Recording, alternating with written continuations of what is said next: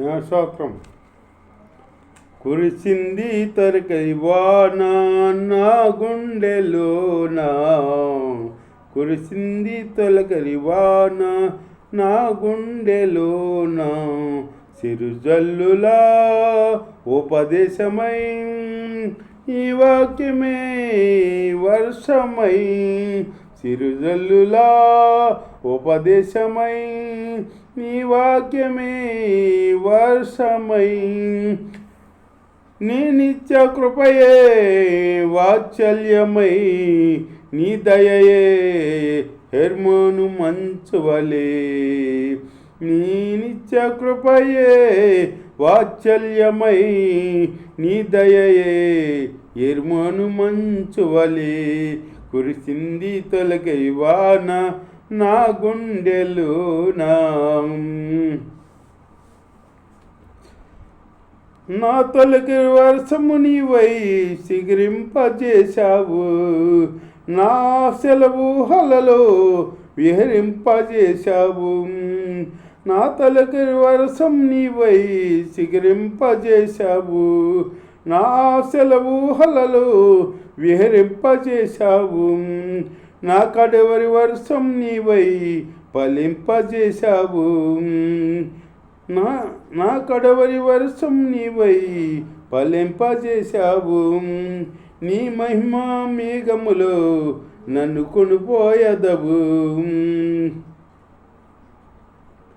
హర్షధ్వనులతో హర్షించదను కరుణసాగరా, కురిసింది తొలకరి వాన నా గుండెలోనా, సిరుజల్లులా ఉపదేశమై నీ వాక్యమే వర్షమై, సిరుజల్లులా ఉపదేశమై నీ వాక్యమై వర్షమై, నీ నిత్య కృపయే వాత్సల్యమై, నీ దయయే హర్మోను మంచువలే, కురిసింది తొలకరి వాన నా గుండెలోనా. హల్లెలూయా. దేవుని స్తోత్రం. దేవుని స్తోత్రం. మీ అందరికీ అన్న దేవుని మాటలు ఇందాం కురిసేపు. హల్లెలూయా. యోనా దేవుడు చెప్పిన మాట వినకుండా పెడసేవుని పెట్టి వెళ్ళేటప్పటికి ఎంత ఉగ్రత ఇరుకులో పడ్డాడో, అట్లాగే మనం దేవుని మాట వినాలి. వినకుండా ఉంటే మనం ఇబ్బందుల్లో పడతాం, ఇరుకుల్లో పడతాం. దేవుడి స్తోత్రం. అట్లా ఉండకూడదు. దేవుడి మాట వినాలి. దేవుడి మాట వినే బిడ్డలుగా ఉండాలి మనం. ఇతను ఏమనుకున్నాడంటే ఆ నిన్నే పట్టణస్తులు వాళ్ళు వాయువారసులు తప్పి ఉండేవాళ్ళు, ఉగ్రత ఏంటి వాళ్ళు మూర్ఖులు, వాళ్ళు మారరు, వాళ్ళు వెళ్తే నన్ను ఏమన్నా చేస్తారేమో అని చెప్పేసి ఇతను నిన్వేకి వెళ్ళకుండా తార్సుకేసి వెళ్ళి వాడ ఎక్కాడమాట. అట్లాగే దేవుడు చెప్పాడు కదా, దేవుడు చెప్పినప్పుడు నిన్నేం చేయరు, నీకేం జరగదు. అప్పుడు వాళ్ళ ఉదయాలు మారుతాడు దేవుడు. నీకు చెప్పినప్పుడు నువ్వు వెళ్తే వాళ్ళు నీ మీదకి వస్తే ఇంకా దేవుడు చెప్పింది ఏముంటుంది, దేవుడి మాట ఏముంటుంది. దేవుడు చెప్పాడు కదా, నువ్వు వెళ్ళినప్పుడు దేవుడు వాళ్ళని నీ మీదకి రానివ్వడు, నీ మీద ప్రేమ చూపిస్తాడు. ఇంకా అట్లాగా వాళ్ళ ఉదయం మారుతాడనమాట. అట్లా మార్చే దేవుడు మన దేవుడు. అలాగే ఉదయం కాడ మార్చాడనమాట దేవుడు మోసేని పంపినప్పుడు. ఇశ్రాయేలుని ఇడిపించినప్పుడు మార్చాడు, కఠినపరిచాడు, ఎన్నో విధాలుగా చేశాడనమాట. అట్లాగే దేవుడు మార్చాలన్నా కఠినపరచాలన్నా దేవుడు ఆదాయంలోనే ఉన్నాయి. దేవుడే చేయగలడు, మానవుడు వాళ్ళేం కాదు. దేవుడు స్తోత్రం. అలాగే యోనా ఈ తిమ్మింగ్ల గడుపులో ప్రార్థన చేశాడు కదా, అప్పుడు తిమ్మింగ్లానికి దేవుడు ఆజ్ఞ ఇచ్చాడనమాట. నువ్వు వెళ్ళి నిన్నే పట్టణం ఆ రేవులో కక్కు అన్నాడనమాట. ఆ నినివే పట్టణం రేవుకి వెళ్ళి ఈ చేప అంట 3 రోజులు ఉన్నాడు కదా యోనా. చేప కడుపులో 3 రోజులు ఉన్నాడు.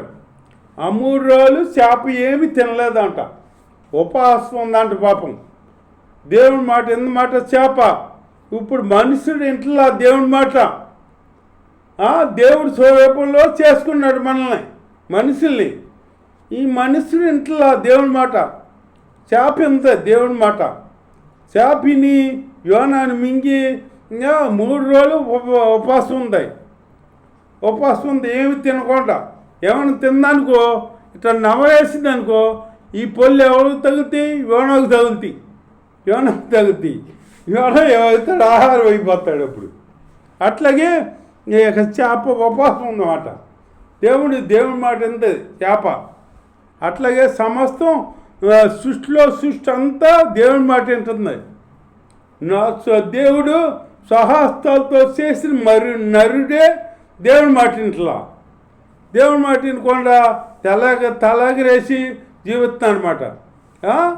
నీ తలాగిరేపు ఎంతసేపు దేవుడు దీర్ఘశాంతమంతుడు కాబట్టి, ప్రేమమయుడు కాబట్టి నీకు సాగిపోతుంది. లేకపోతే దేవుడు అదే దేవుడు ఉగ్రత చూపే దేవుడు అయితే నీ పని అప్పుడే అయిపోద్ది, నువ్వు ఎదిరించేప్పుడే అయిపోద్ది. దేవుడు ప్రేమ చూపే దేవుడు, ఉగ్రత చూపే దేవుడు కాదు, పగ తీర్చుకునే దేవుడు కాదు. నాకు ఎదురు చెబుతున్నాడా, నేను పగ తీర్చుకుంటాను అతని మీద అనే దేవుడు కాదు. మన దేవుడు ప్రేమమయుడు, దయామయుడు, కృపామయుడు, ప్రేమించే దేవుడు. ప్రేమ మట్టిగా చూపిస్తాడు. ప్రేమ తెలుసు ఆయనకి, దేశత్వం తెలియదు ఆ దేవుడికి. అందుకే మన ఆటలు సాగిపోతున్నాయి.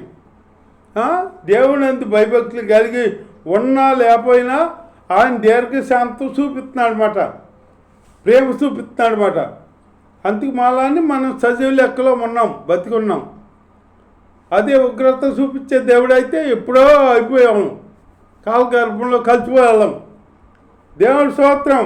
అలా ఉండకుండా దేవుడి మాట వినాలి. ఈ చేప ఉంది కదా, మనమెంత మన చేప జ్ఞానం లేని చేప, మనం జ్ఞానం ఉన్న వాళ్ళం. మనం వినిపోతే ఎట్లాగా మనం చేశాడు దేవుడు. చేపనే దేవుడు చేయలా, నోటి మాటతో కలిగింది కాకంటే కలిగినాయి. సృష్టి అంతా కలిగింది. మనల్ని మట్టికి తన స్వహస్తాలతో చేశాడు. మట్టి తీసుకొని బొమ్మను చేసి తన స్వరూపంలో, ఆయన స్వరూపంలో చేశాడు అన్నమాట మనల్ని. మన దేవుడు ఎట్లాగో ఉండో మనలాగానే ఉంటాడు. దేవుడు అంటే 4 తలకాయలు, పచ్చేతులు కలిగి ఉండడు. మనం ఎట్లా ఉన్నాము దేవుడు అట్లాగే ఉంటాడు అన్నమాట. దేవుడి స్తోత్రం. అలాగా దేవుడు మాటిని మనం దేవుడి ఆశీర్వాదం పొందుకోవాలి, అంతేగాని దేవుడు ఉగ్రత పొందుకోకూడదు. యోనా అప్పుడు నినివే పట్టణాన్ని రేవులో కక్కినప్పుడు అప్పుడు శుభ్రంగా ఇదంతా స్నానం చేసి అవి చేసి వెళ్ళి అప్పుడు ఆ నినివే పట్టణానికి ప్రకటించాడంట. ప్రకటించేటప్పుడు వాళ్ళందరూ మారారంట. ఉపవాసం ఉండి రాజుతో సహా గోను బట్ట కట్టుకుని ఉపవాసం ఉన్నారంట. ఆ మనుషులే కాదు, పశువులు కాడ ఉపవాసం పెట్టారంట. అన్నీ ఉపవాసమే ఉన్నాయి. 3 దినాలు ఉపవాసం ఉంటే అప్పుడు దేవుడు ఉగ్రత అప్పుడు తప్పించాడనమాట. ఉగ్రత తెల్లకుండా అప్పుడు అది ఆ ప్రాంతం మీదకి దేవుడు దయ వచ్చిందన్నమాట, ఆమెను దీవిచ్చాడు. అట్లాగే యోనా కాదు నచ్చలా, ఆమెను క్షమించాడని యోనాకు నచ్చలా. ఇప్పుడు మనిషికి ఎట్టయినా యోనా ఆమెను క్షమించాడని దేవుడు ముందట క్షమిస్తాడనే నేను వెళ్ళా అని చెప్పేసి ఎక్కడికో వెళ్ళి ఒకసారి కూర్చున్నాడంట. ఆ కూర్చుంటే దేవుడు ఏం చేశాడు, ఒక సొర చెట్టు మొలిపించాడంట. మొలిపిస్తే అది చక్కని నేడుగా ఉందంట. నేడుగా ఉందా, బాలే నేడుగా ఉంది అని చెప్పేసి ఆ సొర చెట్టు నేను కూర్చున్నాడంట. దేవుడి స్తోత్రం. ఆ రెండో రోజుని దేవుడు ఏం చేశాడు, ఒక పురుగుని పంపించాడు. ఒక పురుగుని పంపిస్తే ఆ సొరచెట్టుని తొలిచేసింది. తొలిచేస్తే ఆ సొరచెట్టు చచ్చిపోయి ఎండిపోయింది అన్నమాట. ఎండిపోతే అప్పుడు ఏనాకి ఏమైంది, నీడ లేదు, అగ్గి వస్తుంది. అబ్బా అగ్గి బాగా వస్తుంది, అగ్గి భరించలేకపోతున్నాను నేను అని అనుకుంటుంటే అప్పుడు దేవుడు అన్నాడు, నువ్వు ఒక రోజులో మలిచి ఒక రోజులో చనిపోయిన సొరచెట్టు గురించే నువ్వు అంత బాధపడతావు కదా, అక్కడ అంత ప్రాంతం నశించబోతాం నాకు ఇష్టమా? 120 గ్రామాలు కలిగిన ప్రాంతం అది, రాజ్యం అది వాళ్ళు నశించిపోతావు, నాకు ఇష్టమా? నువ్వు వెళ్ళమంటే వెళ్ళదు, నువ్వు ఇట్లా సొరచెట్టు గురించి ఇట్లా బాధపడుతున్నావు, ఆ గ్రామాన్ని రక్షిస్తే ఇట్లా బాధపడుతున్నావు అని అప్పుడంటే అప్పుడు తెలుసుకున్నాడు అనమాట. అట్లాగే దేవుడు మనం ఎవరో నరులు నశించిపోకూడదని దేవుడు ఆశ, అందరూ అంతటా రక్షణ పొందాలి, అందరు రక్షించబడాలి అని దేవుడు ఆసక్తి దేవుడు కోరుకుంటాడు. అంతేగాని వాళ్ళు నశించిపోవాలి, వీళ్ళు నశించిపోవాలి, వాళ్ళు అట్ట అయిపోవాలి ఇట్లా అయిపోవాలి అనుకోడు దేవుడు. అట్లా అనుకునేది ఎవరో మనుషులు, మనం అనుకుంటాం అట్లా, వాళ్ళు అట్లా అయిపోవాలి ఇట్లా అయిపోవాలి, నన్ను అట్లా ఆ మాట అంటాడా, ఆడు నాశనం అయిపోవాలి, ఆడు అట్ట అయిపోవాలి, ఆడు యాక్సిడెంట్ అయిపోవాలి, ఇయ్య అయిపోవాలి అనేది ఎవరో మనుషులు అంటారు. దేవుడు అట్లా అనే దేవుడు కాదు. దేవుడు ప్రతి మానవునే రక్షణ పొంది రక్షించబడాలని దేవుడు కోరుకుంటాడు అన్నమాట. అట్లాంటి దేవుడు మన దేవుడు గొప్ప దేవుడు. ఆ దేవుణ్ణి మనం నిర్లక్ష్యం పడుతున్నామాట.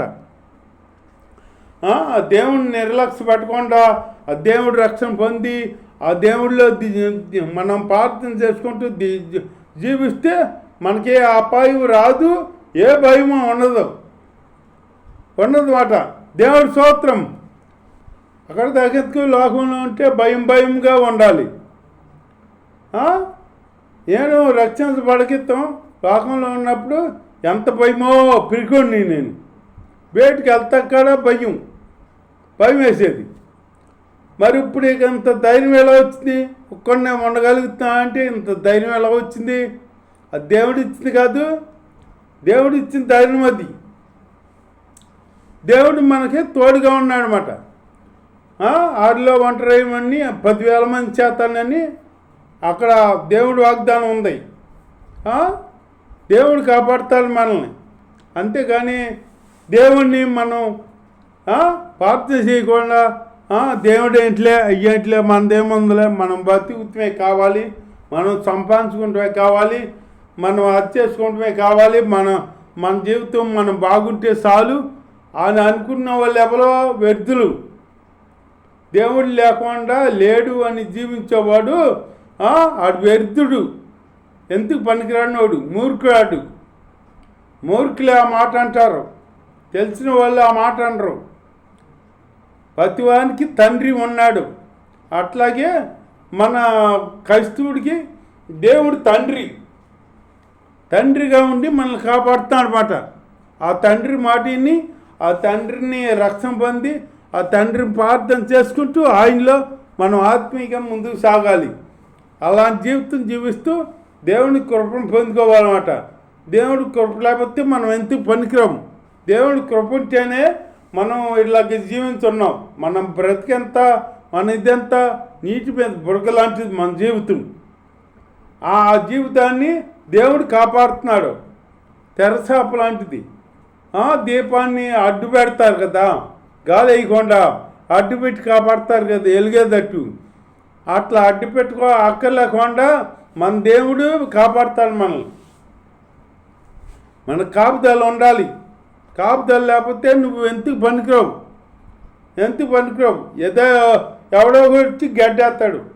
ఇప్పుడు కాపుదల ఉన్న చెట్టుని ఎవరు గడ్డేయడు, కాపుదల లేని చెట్టుని గడ్డేస్తాడు. అంతే కదా. అట్లాగే మనం యేసై కాపుదల్లో ఉంటూ యేసై కృప పొందుకుంటూ ఆయనలో జీవిద్దాం. దేవుని వాక్యం